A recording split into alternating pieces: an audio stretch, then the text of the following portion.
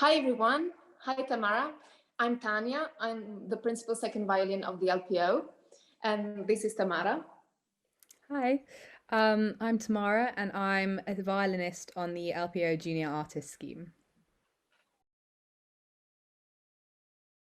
This piece is very lively and uplifting. It's marked allegro, which means kind of like fast and lively. And I think that it's got continuous moving parts, and I think that this gives it a very kind of like forward moving feeling. And it kind of reminds you a little bit of spring because it's very joyful and in a major key. So yeah.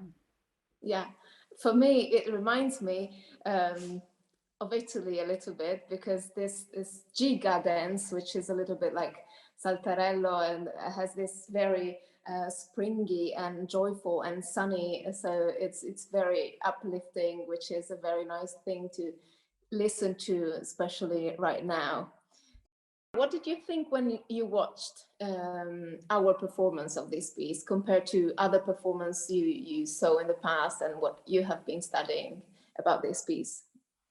So I thought that it was an amazing performance.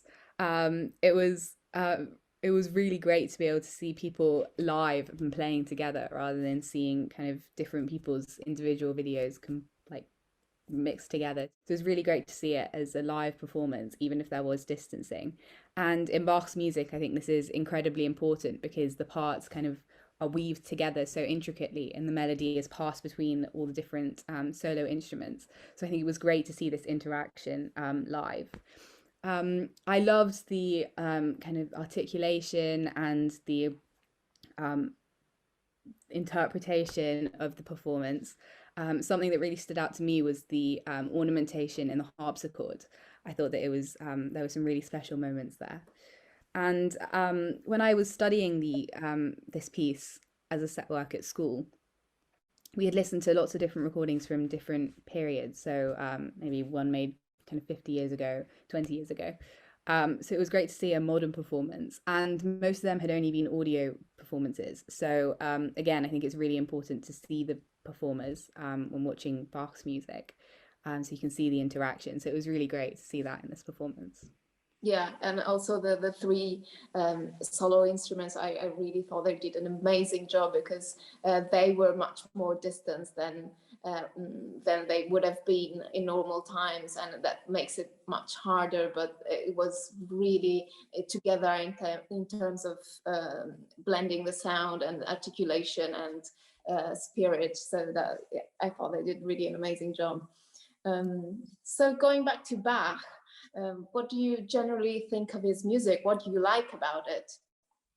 I love listening to Bach's music. It's amazing to analyze because it's so intricate and there are so many different melodies and different techniques that he uses. And he was kind of exploring this in the Baroque period.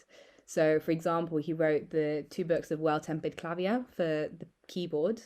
And this goes through, there's a prelude and fugue in every single key. So, yeah, I love listening to Bach's music. It's incredibly intricate, and you can hear that in this piece as well, where the melody is kind of passed amongst everyone, and then there's many different techniques used. So there's counterpoint, it's kind of like an ostinato in the bass. So it's so fun to listen to because there's always a new melody or something new to listen out for every time you listen. Yeah, it's true, and it's I find incredible how he uses all his skill with fugato and counterpoint, and still manages to make this music sound just very simple somehow in its complexity and joyful and uplifting and just like a dance, a happy dance. Yeah. Yeah, and the dances, Bach wrote he wrote the partitas for there are some for violin, and there are cello suites and like Italian suites, French suites, and they all have different movements. They're all dances, because yeah, in the Baroque period it was kind of music was played to be danced to, and you can really hear this in the music. It's kind of especially in this movement of the Brandenburg Concerto. It's all the dotted rhythms that kind of keep it forward moving, and you can imagine people dancing to the music. It's really joyful. Yeah, especially now, don't Yeah. we all? Yes, and also this all these dances coming from different tradition and being blended together in Germany by these men, and it's incredible. The jig itself, it's English, but then there are French jigs and Italian jigs, which I think this one is. What's your favorite moment in it? I love when the major first section transitions into the kind of B theme, and the flute, the solo flute, takes over into the minor theme. I think it's a really magical moment, because there's kind of, it's this very bare melody compared to what has been happening in the first section. There's just kind of like one low bass note in the harpsichord, accompanying this high, kind of more pleading melody. So yeah, Yeah, that's one of my favorite moments. there's there's something really magic in the sound of the wooden flute as well. Very sweet, very intimate, and in the same way, especially playing it, I find amazing when then the major key comes back. So the repetition of the first part.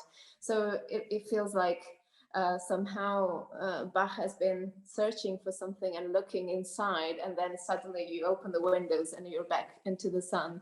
So yeah, I love that too.